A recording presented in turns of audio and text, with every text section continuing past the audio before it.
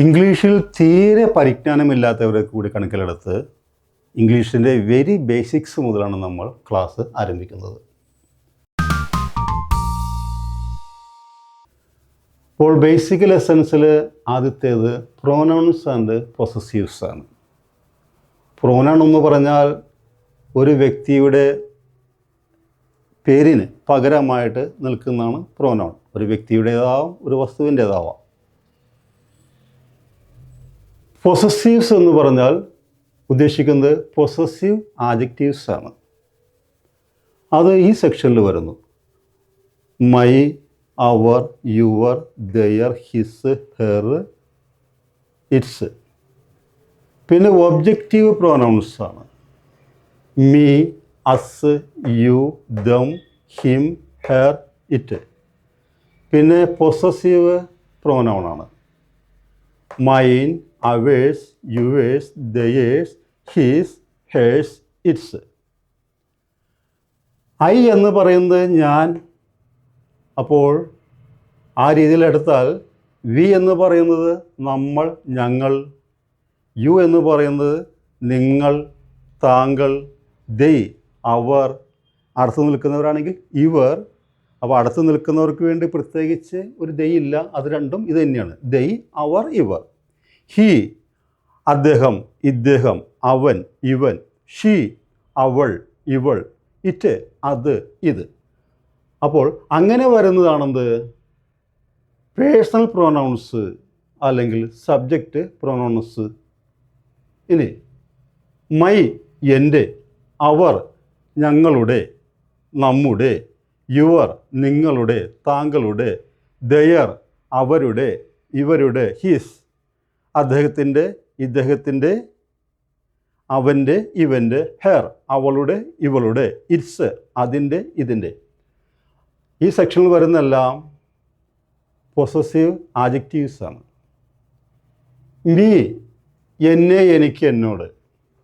അങ്ങനെ 3 meaning objective adjectives, objective പ്രൊനൗൺസായ ഇവയിൽ വരുന്നുണ്ട്.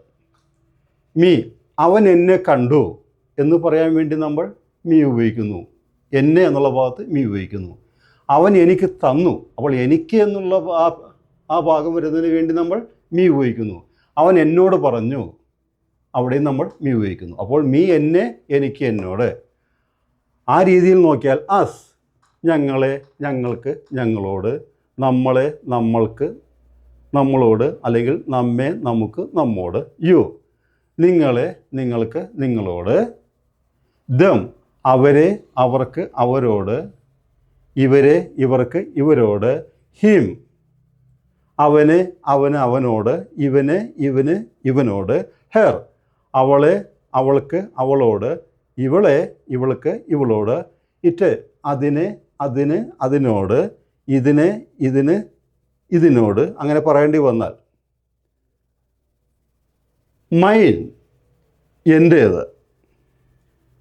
ഈ സെക്ഷൻ പൊസസീവ് പ്രോനൗൺസ് ആണ്. മൈൻ, എൻ്റേത്. അവേഴ്സ്, ഞങ്ങളുടേത്, നമ്മുടേത്. യുവേഴ്സ്, നിങ്ങളുടേത്, താങ്കളുടേത്. ദയേഴ്സ്, അവരുടേത്, ഇവരുടേത്. ഹിസ്, അദ്ദേഹത്തിൻ്റേത്, ഇദ്ദേഹത്തിൻ്റേത്. ഹേഴ്സ്, അവളുടേത്, ഇവളുടേത്. ഇറ്റ്സ്, അതിൻ്റേത്, ഇതിൻ്റേത്. ഇനി നമുക്ക് ഈ പൊസസീവ് ആഡ്ജക്റ്റീവ്സ് വെച്ച് ഒരു ചെറിയ സെൻറ്റൻസ് ആദ്യം ഉണ്ടാക്കി നോക്കാം. കാർ, മൈ കാർ, എൻ്റെ കാർ. അവർ കാർ, ഞങ്ങളുടെ കാർ അല്ലെങ്കിൽ നമ്മുടെ കാർ. യുവർ കാർ, താങ്കളുടെ കാർ, നിങ്ങളുടെ കാർ. ദയർ കാർ, അവരുടെ കാർ, ഇവരുടെ കാർ. ഹിസ് കാർ, അദ്ദേഹത്തിൻ്റെ കാർ, ഇദ്ദേഹത്തിൻ്റെ കാർ. ഹെർ കാർ, അവളുടെ കാർ, ഇവളുടെ കാർ. ഇറ്റ്സ് കാർ എന്ന് പറയേണ്ടതില്ലല്ലോ, അങ്ങനെ പറയാറില്ലല്ലോ. ദിസ് കാർ ഈസ്, ഇത് നമുക്ക് കണക്ട് ചെയ്യാൻ പറ്റിയത് പൊസസീവ് പ്രൊനൗൺസിലേക്കാണ്. ദിസ് കാർ ഈസ് മൈൻ, ഈ കാർ എൻ്റേതാണ്.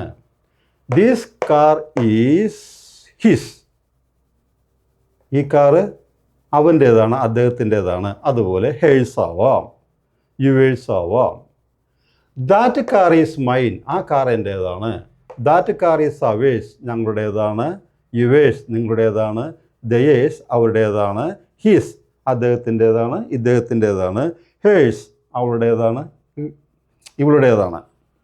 ഇവിടെ നോക്കുക, നമ്മളിവിടെ ഈ പൊസസീവ് ആഡ്ജക്റ്റീവ്സിൻ്റെ കൂടെ മൈ എന്നുള്ള ഭാഗം ഒഴിച്ച് ഒരു എസ് മാത്രം ചേർക്കാണ് അവിടെ ചെയ്യുന്നത്. ഇവിടെ പൊസസീവ് പ്രൊനൗൺ ആക്കാൻ വേണ്ടി. അല്ലാതെ ആ എസ് അവർ കഴിഞ്ഞിട്ട് ഒരു അപ്പോസ്ട്രോഫി ഒന്നുമില്ല. അവർ കഴിഞ്ഞിട്ട് വെറും ഒരു എസ് മാത്രം ചേർക്കുന്നു. Our, ours. യുവർ, അപ്പോസ്ട്രോഫി ഒന്നുമില്ലാതെ യുവേഴ്സ്. Their, theirs. ഹിസ്, നിലവിൽ ഒരു എസ് ഉള്ളതുകൊണ്ട് വീണ്ടും നമ്മൾ ഒരു എസ് കൂടി ചേർക്കുന്നില്ല. ആ ഹിസ് തന്നെ മതി. പക്ഷേ നമ്മൾ ആ കോണ്ടക്സ്റ്റിൽ നിന്ന് മനസ്സിലാക്കണം, അവിടെ കാണുന്ന ഹിസ് ഒരുപക്ഷെ എന്താവാം, കാണുന്ന ഹിസ് പൊസസീവ് ആഡ്ജക്റ്റീവ്സിൽ വരുന്നതാണോ അതോ പൊസസീവ് പ്രൊനൗൺസിൽ വരുന്നതാണോ എന്ന് നമ്മൾ ആ കോണ്ടക്സ്റ്റിൽ നിന്ന്, ആ വായിക്കുന്ന അല്ലെങ്കിൽ കേൾക്കുന്ന ആ സന്ദർഭത്തിൽ നിന്നും നമ്മൾ മനസ്സിലാക്കണം. ഇനി ഇന്നത്തെ ലെസൺ അവസാനിപ്പിക്കുന്നതിന് മുമ്പ് ഒരു ടെയിൽ പീസ് കൂടി നമുക്ക് നോക്കാം.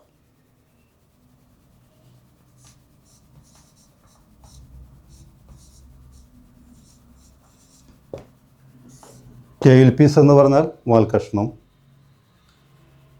ഈ ടെയിലും പീസും ഗ്യാപ്പില്ലാതെയാണ് എഴുതുന്നത്.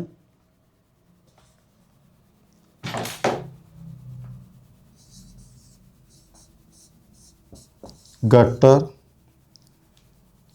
vs versus pot whole.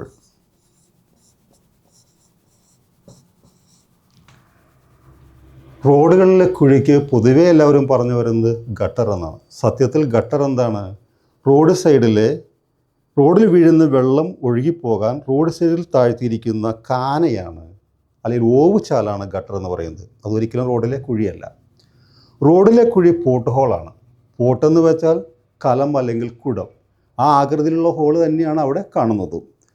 അപ്പോൾ റോഡിലെ കുഴിക്ക് നമ്മൾ പറയേണ്ടത് പോട്ട് ഹോൾ എന്നും, നേരെ മറിച്ച് റോഡ് സൈഡിലെ കാന, ഓവുചാൽ, അതിനെ പറയേണ്ടത് ഗട്ടർ എന്നുമാണ്. പിന്നെ ഗട്ടർ ഉപയോഗിക്കുന്നുണ്ട് ഷീറ്റിൻ്റെ ഒക്കെ താഴെ ആ റൂഫിൻ്റെ ഒക്കെ എഡ്ജിലായിട്ട് വയ്ക്കുന്ന പാത്തി ഉണ്ടല്ലോ, പ്ലാസ്റ്റിക്കിൻ്റെ, ആ PVC പാത്തി. ആ PVC പാത്തിയെയും പറയുന്നത് ഗട്ടർ എന്നാണ്. അങ്ങനെ വെള്ളം ഒഴുക്കിക്കളയാൻ ഉപയോഗിക്കുന്ന ഏതൊരു ചാനൽ എന്ന് വെച്ചാൽ ഒഴുകുന്ന മാർഗം, ഏതൊരു ചാനലിനെയും നമ്മൾ പറയുന്നത് ഗട്ടർ എന്നാണ്.